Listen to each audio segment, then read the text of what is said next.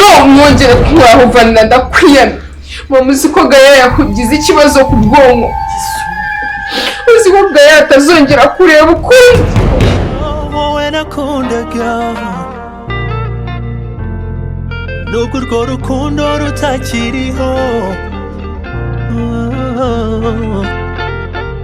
ntibivuze yuko mu buzima bwanjye wavuyemo hari byinshi mbona bikunyibutsa nkabura aho ngana umva nako urabona.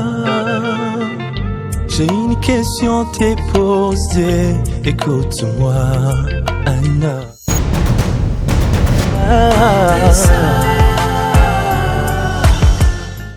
ntabwo bishoboka ntabwo byashoboka no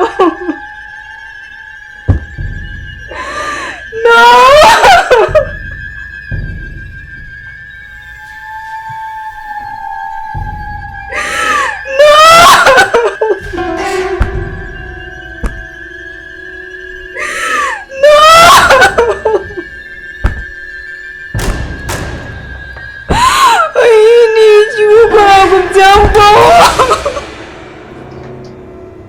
Vanessa, byaje gute? Vanessa, ntabwo Imana yabinkora no bigenze gute? Bigenze gute?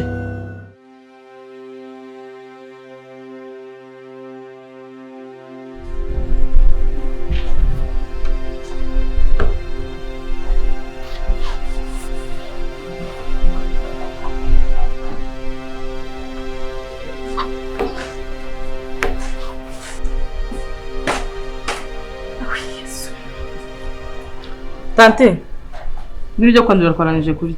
Ko nari nyiri guhanagura ibirahure se nago mwamfasha mukamunyandutse. Uretse guhanagura uretse gureba hano. Uvuze ngo iki? Ako ubundi ruwa.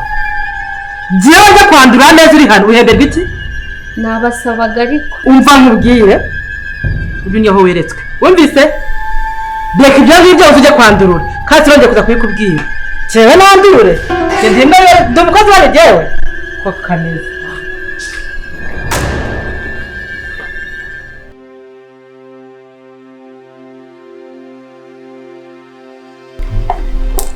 Amakuru haje bitwa ni ale ego ari amakuru meze neza cyane cyane yego document twanye kuri email yego ariko nazizanye mu buryo bukoze nk'igitabo kubera ifite sipi nini iremereye cyane amakuru cyane yego akira mu inyuze mw'amaso ya turaza kuza kubirebamo yego hanyuma mugerageze murebe kuko mwitonde neza mu baje nk'iya kabiri nabonye ufite discipline ushobora kuba wabishobora oya ndabishobora no kuri ntimugire ikibazo na kimwe isoko mu mutwe mu buzima bwose nibyo yego ya uzabishobora nta bigoye cyambere nuko babaha training ya training hano mbere yuko mukora ari ibintu baza kubigisha iyo bishyizemo imbaraga man ibintu bimbayeho muri iki cyumweru sinzi ko nzabyibagirwa sinzi ko bizamva ku mutima pe ubuzima bwanjye buhindutse mu kanya gato gusa ubuzima bwanjye bwose nari nibire mu mahoro none kanya gato gusa ibintu byose birahindutse mwana imbe hafi aho bose kugira ngo training ire na ngombwa kuko ayo mafaranga ubundi mwakoresha mu training ubumenyi bamufite ubundi je no kunyibutsa ko ari kunyibutsa gusa aya ni program ya company mu gihe kibazo okay yego okay ubwo rero sinzi ngira ngo muzahita mumbwira niyo tuzababwira tuzabamagara muze mukora ikizami kuko document nyene ntabwo ziba zihagije muzaza mukora ikizami babahamagara umuntu agomba gukora training oya cyo kugisida nakanya gato yego mahirwe masa nta kibazo hanyuma ndibaza ko umushahara byo n'ibisanzwe ibyo tubivuga nabo bamaze kuba mu interview byose mwinjire. Sawa, reka ngende ndumva hari undi muntu uri gukomanga. Yego. Turaza kuza kuvugana. Turaza kuza kureba neza, turaza kuza kuvugana. Sekretari wacu araza guhamagara. Bonsoir. Sawa, akazi keza. Yego, urakoze cyane. Urakoze cyane. Yego, umunsi mwiza. Yego. Bienvenue.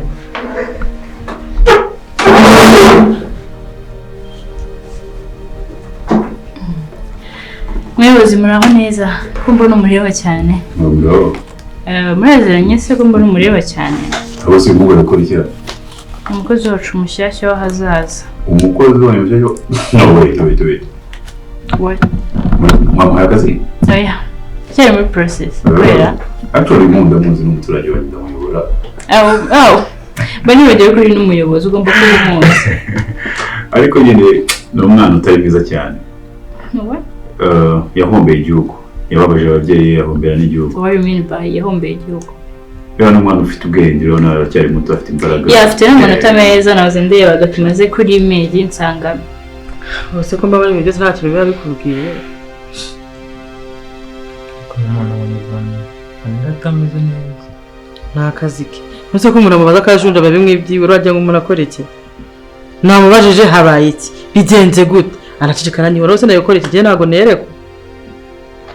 Nanjye numva ari ikintu kitameze neza. Kwiyumvamo ikintu kitari cyiza. Gute se urumva umeze ute? Yego wose wumva nk'umusatsi ukorosotseho cyangwa kumva umutima uri kujya nk'ukuntu. Fata gutyo ariko ndi kumva sinzi ikibazo gihari. Rero hamagara Vanessa uhita umubaza uko bimeze.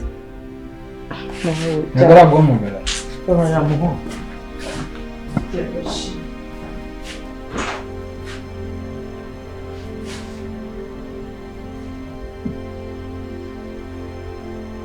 Afite amanota meza. Ariko imyitwarire yo hanze icyo kibazo afite. Umusinzi. Ni umusinzi ku rwego rwo hejuru. Hari mu mudugudu nyobora. Nta butike n'imwe irimo amadeni. Ariko rero twebwe hano ku kazi iyo winjiremo hano muri company uri umukozi usohotse hanze twebwe ntabwo tureba nimba udukorera akazi neza ntabwo twebwe ubuzima bwo hanze buba butureba.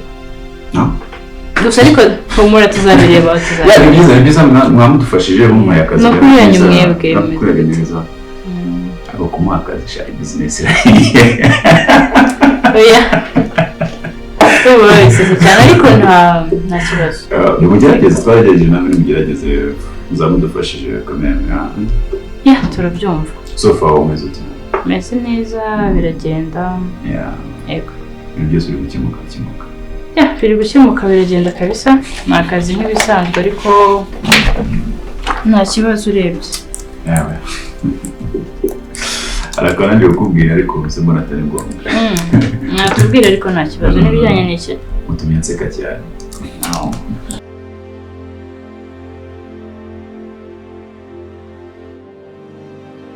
Mana yanjye ibi ni ibiki kuko biri kumbaho. Mana yanjye kuri icyo uri kwemera ko ibintu byose bibaho. Yaba umuntu yamenyaga ikiri imbere. Umuntu ukamukunda ukimubona.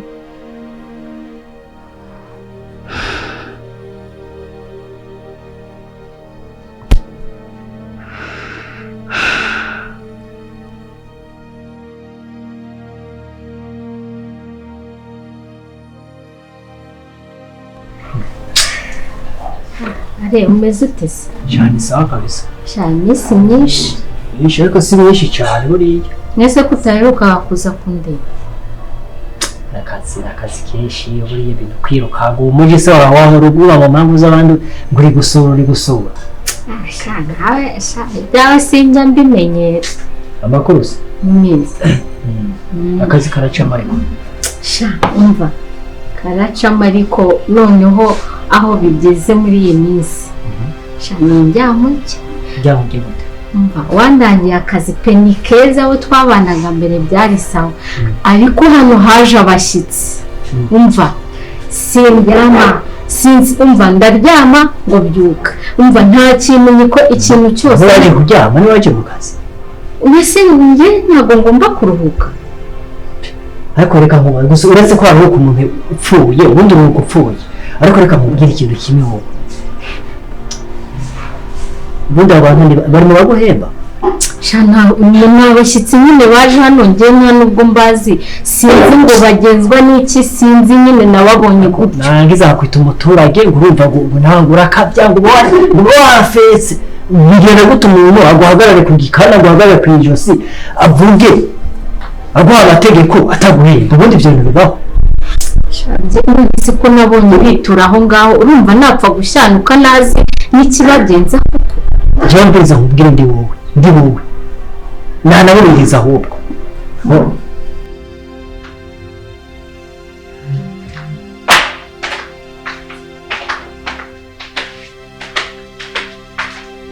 kibazo agenda kuri moto we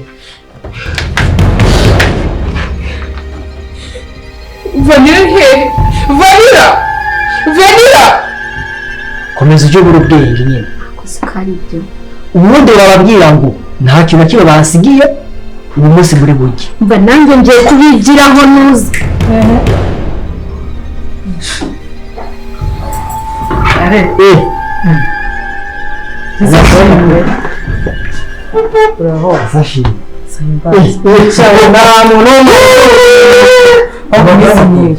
yego karibu nubwo nabagende ntababwiye ariko nibwo kiza wowe ndahamaze akanya niyo twaba turaganira none se uyu utunguwe n'iki muraziranye se uri iwacu Burundi reka yigeze Kanyarwanda ikinyarwanda yakubitanye wabonye bashinzwe so yabaye Burundi uyu se mubwira ko ikirangamuntu umwana yo kirarakazi ivuga yesu narakaje kamucika byibuze niyo kuri muri Kirundi muri se makuru ko bari bagize inzoga cyane meza no kubera Imana ahubwo se wowe usigo cyangwa ufite fiasa kuko sonko kuturoso ndabasohoje riga turi mu kiro n'ubona none se amakuru cyane meza turashima Imana nta kibazo bakimwe oya nta kibazo ahubwo gahungira rero tukagira ase kutamba bakuru ameza atetse ko giye mbwira nabwo indambura ameza ate Gael se makuru Gael akuri ni meza arapa kwa muganga musubora de jina ni kwa muganga kugenda ko gende kwa kame wakabaye wizi cyo hako umuntu mubana mu nzi haguruka tende ketaza kundaza ni wakarabye mu gitondo hanyuma rero Gael amakuru yiwe ntayo ndi ko ntabwo ndi kwa muganga gusa nyine yumvaga ararwaye ni byagenze gute umuntu nakuru cyane rero ni birebire ubwo nakiza ko umuntu waguhaye ko ari kwa muganga cyeka ko byo guha amakuru neza y'indambura nese ubwo amakuru y'urayabega gute kandi mutaha mu zimwe murara ku mezi imwe ariko urumva harimo akantu amakuru nyine uko arwaye nta kintu kido special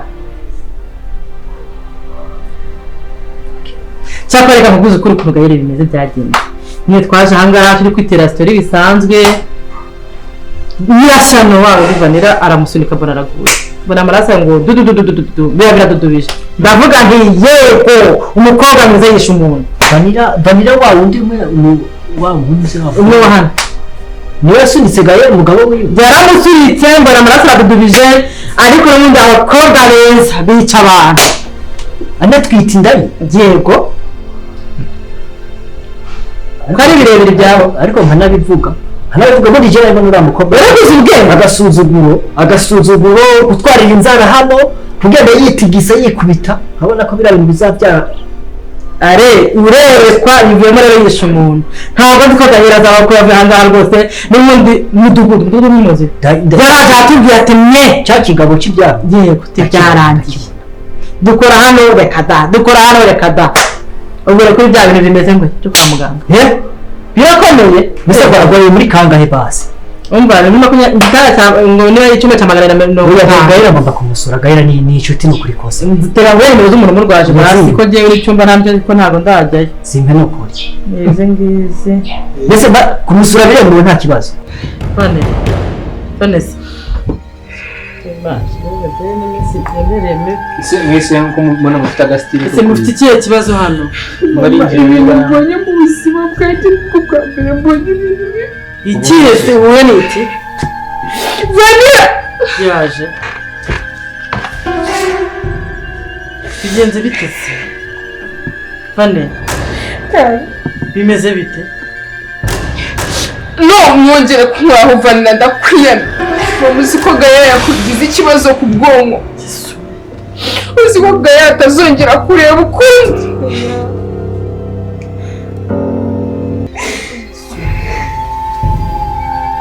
muganga yambwiye ko byarangiye ngo yagize ikibazo ku bwonko ngo ntabwo azongera kureba ukundi iminsi yose ashigaje ku isi bari kubeshya barabeshya ntabwo byaba ibyo bintu ntabwo imana dukorera ibyo wibyizera ndakwinginze mbabarira pe Vanessa wize yahe mashuri ku buryo wanegirije umuganga umbwiye ibi bintu iminsi nari ndi kwa muganga twari turi kumwe ntabwo ibi byose ari wowe ubiteye ko mutwana bimubuza gutuma areba se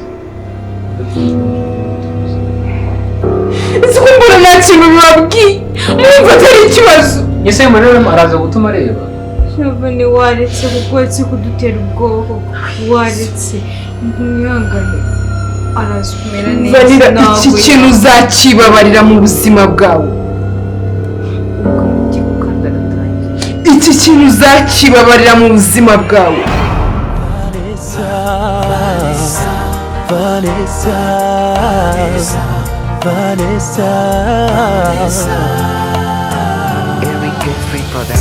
nawe niba wumva warankundaga by'ukuri fata umwanya utera intambwe usange usindagize hoya darling mukuri ntago